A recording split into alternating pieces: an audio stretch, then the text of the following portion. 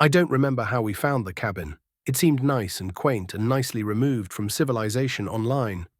I just remember the feeling when we pulled up, like stepping into a painting that had been abandoned, frozen in time. The trees were too still, the air thick, and yet we stayed. We thought we were in for a fun, unplugged weekend. We had no idea we were about to disappear. The first night, after a few drinks, my friend Kyle nudged me and pointed to the window. "Who's that?" he asked. The cabin had a single dusty window facing the woods. I turned, my stomach tightening.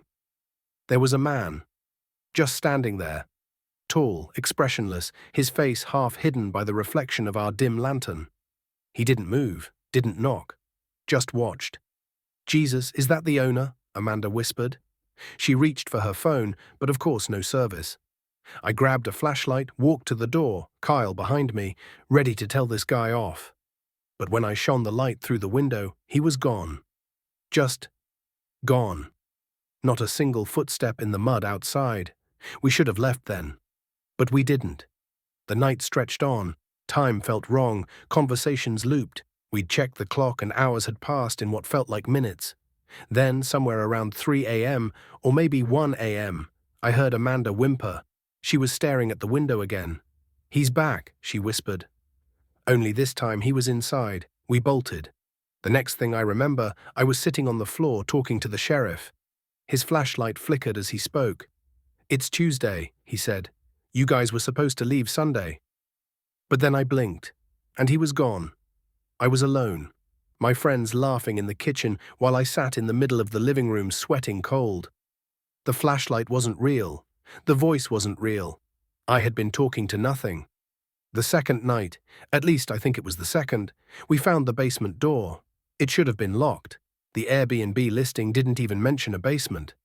But Kyle, being Kyle, pulled it open with a grin. "Bet there's some old moonshine down here." The stairs groaned as we went down, flashlight beams bobbing. The air changed. It felt heavier, damp, like stepping into another world. It smelt like mildew and coated my skin in a nice humid blanket. At the bottom, there were no shelves, no wine racks, just a tunnel. Earthen walls, lined with damp wooden beams, stretched into darkness. "This isn't right," Amanda muttered. "This shouldn't be here." Kyle ignored her, already walking ahead. His light flickered, then died. "Damn thing!" His voice cut out. The lamp fell with an echoing clatter. Kyle was gone. We called his name. Nothing. Then, feet shuffling, a shadow peeled from the tunnel, too tall, too thin. It had Kyle's voice, but it wasn't Kyle. "Guys, come down here. You have to see this." Amanda bolted. I hesitated. For a second I felt the strongest pull, like I needed to go deeper, like I belonged there. Then I felt hands shaking me. I gasped, expecting the sheriff's voice again. Kyle and Amanda were there, their faces pale with fear. I was on the basement floor, screaming, my hands clawing at the damp ground, my nails bleeding from specks of dirt thrust between my nails as I clawed the ground. "Dude, what the hell?" Kyle whispered, his voice shaking. I looked around, panting. The tunnel was gone. No shadow, no whispering voice, just dusty shelves full of old tools and an unfinished basement. "You were down here, talking to yourself, screaming," Amanda said, gripping my arm. "We've been looking for you. But you were just standing here in the dark." My chest heaved. I wanted to tell them the truth, but what was the truth anymore? The light was dim, casting jagged shadows on the cabin floor. I had been speaking to myself in the dark. The last thing I remember before everything unraveled was washing my face in the tiny cabin bathroom. The mirror was old, warped, like it belonged to another time. I wiped my face, looked up, and my reflection didn't move. My breath hitched. I leaned closer. My reflection leaned away. I stumbled back. "Guys!" The door behind me slammed shut. The lights flickered. My reflection grinned, a sharp, hungry grin I knew wasn't mine. "You should have left sooner," it whispered. But I heard it inside my head, not through my ears. My limbs locked.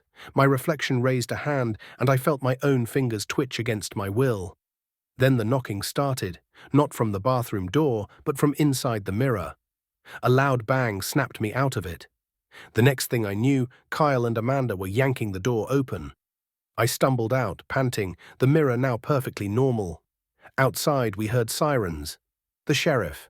We were pulled from that place, forced back to reality. The red and blue lights blinding us in the darkness of night as an overwhelming number of officers surrounded us, ushering us into their car where we sat pale-faced and stunned. Dirt and sweat coating our skin. When I checked my phone on the ride to the police station, it unlocked to the last picture I'd taken. A group shot of us when we first arrived. There were 4 of us in the picture, but we only remember 3. Hours later, I sat in the sheriff's office, my hands shaking as I gripped the warm coffee he had given me. The sheriff sat across from me, eyes wary. "How long were we gone?" I asked. He hesitated. 5 days. Your car was found underneath a pile of leaves and growth. Seemed like months' worth of growing. It had all your belongings in the trunk. No food was eaten in the cabin. The rooms were clean. It's like you were never there. Amanda let out a strangled sound. But you found us. You got us out. The sheriff swallowed hard. That's the thing. We didn't. We were searching the woods, and then you just walked out of the trees like you'd been there the whole time. But when I tried to lead you back to the car, you kept saying I wasn't real, that I was just another shadow. The coffee trembled in my grip. And now? Are you real now? The sheriff's face distorted, my mind visualizing 2 realities at once, as if it was a 3D image, 2 silhouettes clashing with each other. One silhouette didn't answer right away. He just stared at me, like maybe he wasn't sure himself. The other shook my arm. I snapped back. "Huh?" I gasped. "Yes, I'm real. I'm right here for you kids," he said. We went home soon after, with too many questions and no answers, snippets of time missing from my mind of our stay. Some came to me in nightmares and dreams, others showed as delusions during the day.